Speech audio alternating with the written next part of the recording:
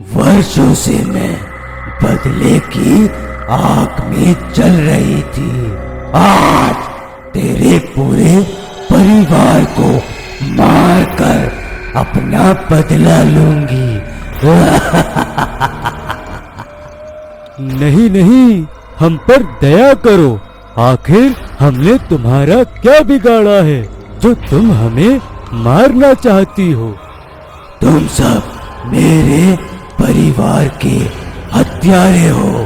तुम लोगों के कारण ही मेरा परिवार मुझसे छिन गया।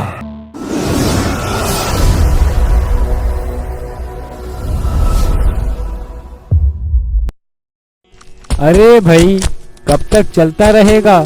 चल कहीं रुककर थोड़ा आराम कर लेते हैं। मैं तो थक गया हूँ चलते चलते।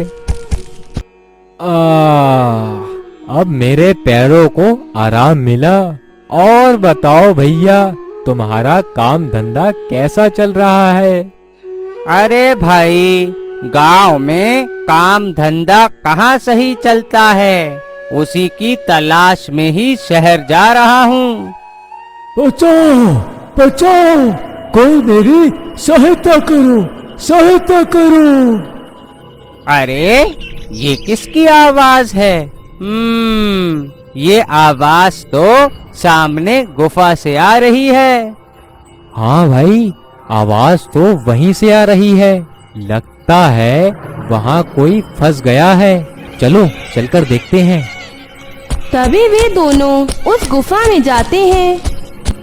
अरे अरे, ये तो एक राक्षस है। भागो यहाँ से। तभी वे राक्षस उन्हें पकड़ लेता है। बचाओ बचाओ।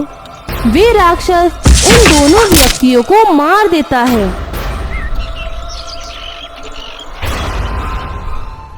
अरे सूरज, हरिया, बेटा कहाँ चल दिए तुम दोनों? अरे चाचा जी, ये भूलने की बीमारी न जाने कब जाएगी आपकी। हम जंगल जा रहे हैं लकड़ियाँ लेने, हर दिन की तरह आज भी। चल सूरज, जल्दी चल, कहीं हमें लौटने में रात न हो जाए। हाँ हाँ भाई, चलो चलो। वे दोनों वहाँ से चले जाते हैं। अरे भाई, ये लकड़ियाँ काटना भी कितना कठिन कार्य है। जंगल में जंगली जानवरों का खतरा और ऊपर से लकड़ियों का कम मिलना। हाँ हरिया, सही कह रहे हो। अब क्या ही किया जा सकता है। चलो फटाफट लकड़ियाँ देखो, इससे पहले दिन ढल जाए। तभी उन दोनों के कानों से एक आवाज टकराती है। कोई है यहाँ, कोई है, मेरी सहायता करो, सहायता करो, कोई मुझे इस गुफा से बाहर निकालो। अरे ये किसकी आवाज है? लगता है कोई खतरे में है। हाँ, ये आवाज उस गुफा से आ रही है। चलो चलकर देखते हैं कौन है वहाँ। जैसे ही वे दोनों गुफा के अंदर पहुँचते हैं, मुझे इस गुफा से बाहर निकालो, बाहर निकालो। अरे हरिया, ये मनुष्य नहीं परंतु एक राक्षस है, राक्षस। इससे पहले ये हमारी चटनी बना दे। भाग भाग यहाँ से। जैसे ही वे दोनों वहाँ से भागते हैं, तभी राक्षस हरिया को पकड़ लेता है। सूरज, सूरज बचा मुझे, बचा।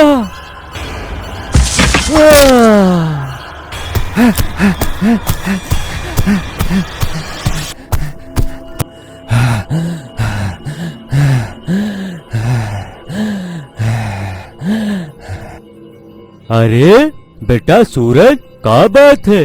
क्या हुआ बेटा, क्यों हाँप रहे हो? अरे चाचा जी, वो हरिया को उस राक्षस ने मार दिया। क्या? राक्षस?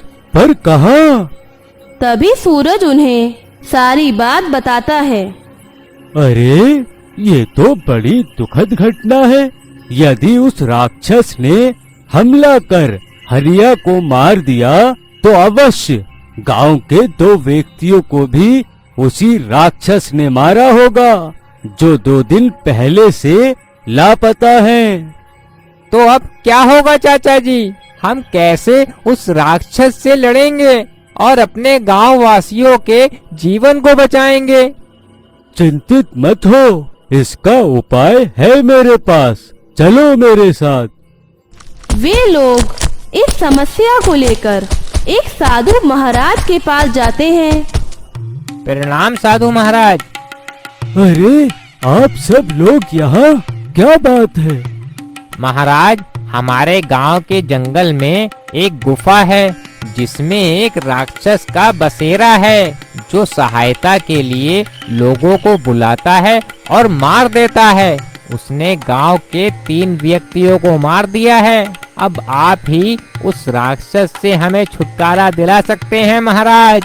कुछ कीजिए महाराज। ठीक है, आप लोग चिंतित मत हो। हम स्वयं उस गुफा में जाएंगे और देखते हैं उस राक्षस की क्या समस्या है।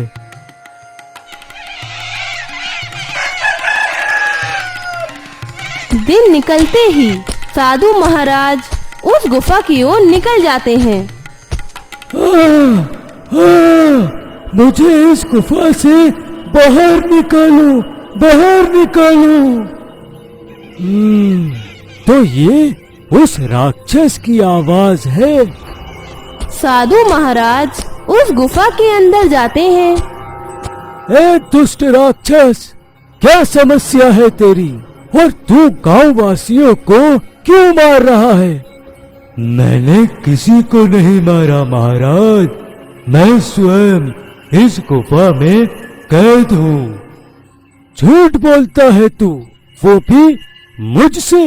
तूने अपने जाल में फंसाकर उन 3 निर्दोषों की हत्या की है। चल अब तू भी मरने के लिए तैयार हो जा।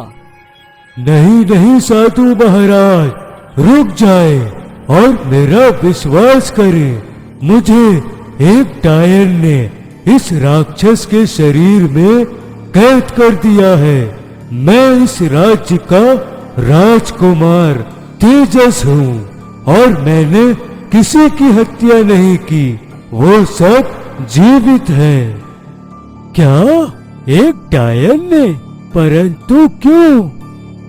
एक दिन मैं महल से निकल रहा था शिकार करने के लिए।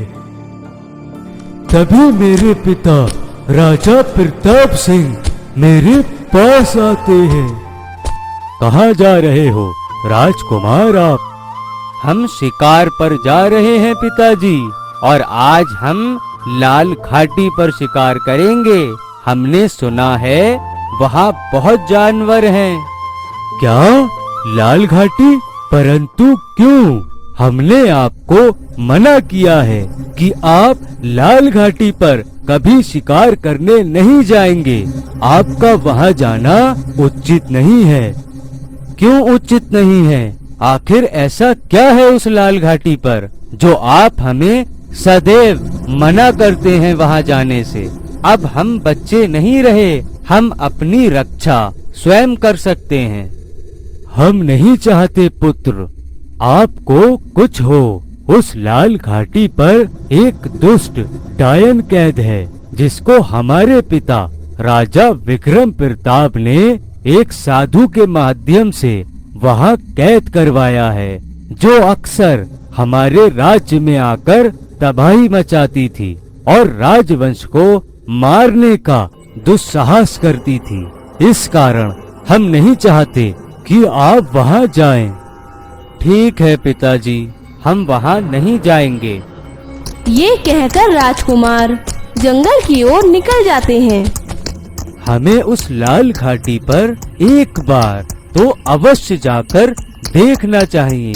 रही उस डायन की बात, तो हम तो इतने सक्षम हैं कि उस डायन का सामना कर सकें। और वैसे भी वो तो कैद है, सैनिकों, जाओ जंगल में जाकर हमारे लिए कोई हिरन तलाश करो जिसका हम शिकार कर सकें।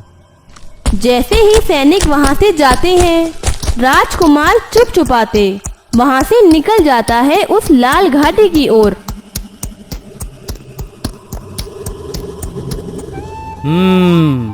तो ये है वो लाल घाटी।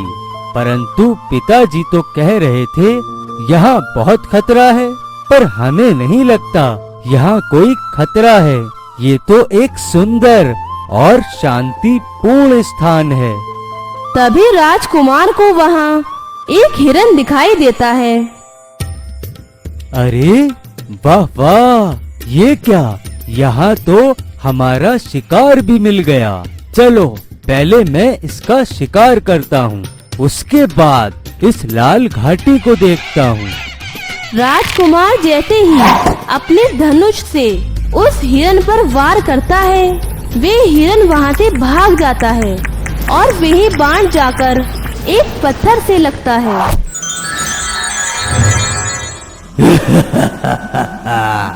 मैं आजाद हो गई, आजाद हो गई। कितने वर्षों के बाद मैं इस संसार को देख रही हूँ। राजकुमार, तूने मुझे आजाद किया। क्या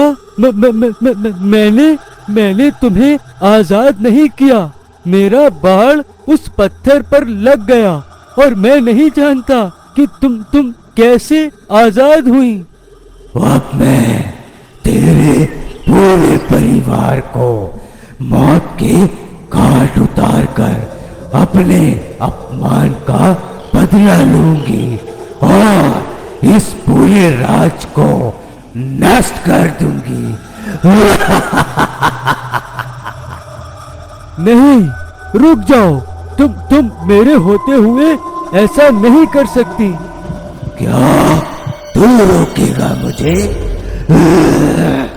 तभी डायन राजकुमार को एक राक्षस बना देती है। अब तू भी उसी तरह कैद रहेगा जैसे वर्षों से मैं एक पत्थर में कैद थी। ये कहकर डायन वहाँ से गायब हो जाती है। तब से लेकर आज तक मैं इस राक्षस के शरीर में कैद हूँ। अब आप ही कुछ कर सकते हैं महाराज। उस डायन को रोकिए, नहीं तो वो सब कुछ बर्बाद कर देगी। तुम चिंतित मत हो राजकुमार, इसका उपाय है मेरे पास। तभी साधु महाराज अपनी शक्तियों से राजकुमार को ठीक कर देते हैं। अरे ये क्या, मैं तो ठीक हो गया। आपका बहुत बहुत धन्यवाद साधु महाराज। तुम्हारा कल्याण हो पुत्र।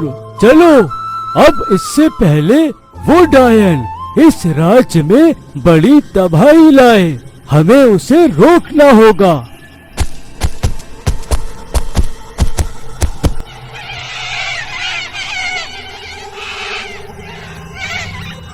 वर्षों से मैं बदले की आग में चल रही थी। आज तेरे पूरे परिवार को मारकर अपना बदला लूंगी। नहीं नहीं, हम पर दया करो। आखिर हमने तुम्हारा क्या बिगाड़ा है जो तुम हमें मारना चाहती हो? तुम सब मेरे परिवार के हत्यारे हो। तुम लोगों के कारण ही मेरा परिवार मुझसे छिन गया। अब मैं तुम्हारा वंश इस धरती से मिटा दूंगी और मुक्ति पाऊंगी। रुक जाओ बिमला, इन लोगों ने तुम्हारे परिवार को नहीं मारा है। तुम इन्हें मारकर कभी मुक्ति प्राप्त नहीं कर सकती। ये लोग निर्दोष हैं। क्या तू झूठ बोल रहा है? साधु, चल चल यहाँ से, नहीं तो इनके साथ साथ आज मैं तेरा भी अंत कर दूंगी। विश्वास करो विमला, तुम्हारे परिवार को उजाड़ने वाले राजवंश के लोग नहीं, बल्कि तुम्हारा पति जगदीश है, जिसने गरीबी के चलते अपने ही परिवार को मौत के घाट उतार दिया। क्या?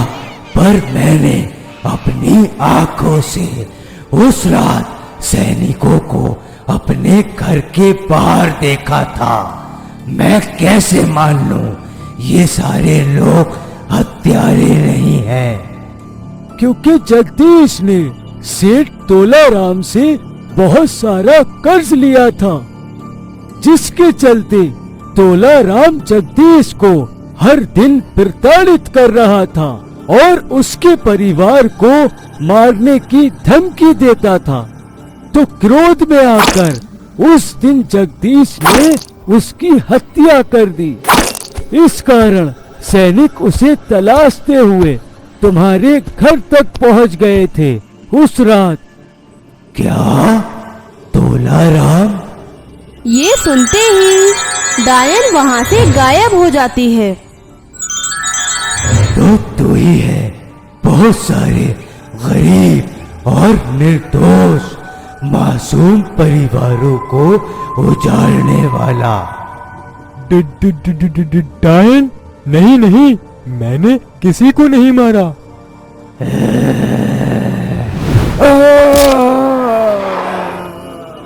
सेठ तोलाराम को मारते ही विमला को मुक्ति मिल जाती है और एक पापी का अंत हो जाता है।